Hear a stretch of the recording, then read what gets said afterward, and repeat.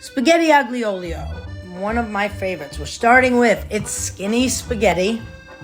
These ingredients are simple. You guys ready? Crushed red pepper, optional. Garlic, 1 or 2 cloves of garlic. Parsley, olive oil. That's it, you guys.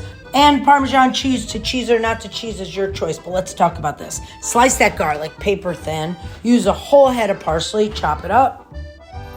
All right, you guys, now listen, there's a lot of oil in this. I'm using a really good olive oil at a low heat, about 3 tablespoons. See what I'm doing there? I'm testing my oil. You're probably wondering, why am I showing you how to make pasta with garlic and oil?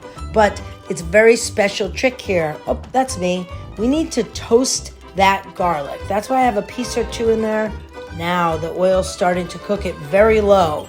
Essentially, what we're doing is toasting. We're gonna add those chili flakes and just toast the garlic till it becomes like toasted garlic chips. So that's infusing the oil.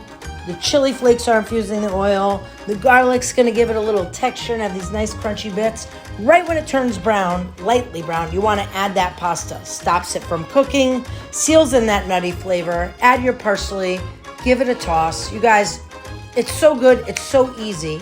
Now the question is, do I add cheese or not? Well, for me, I add cheese everywhere. So I buy a really good grated Parmesan at my local store, shower it, let it rain with Parmesan cheese, and enjoy. You guys, it's so easy, but you gotta get that garlic brown like that and super toasty.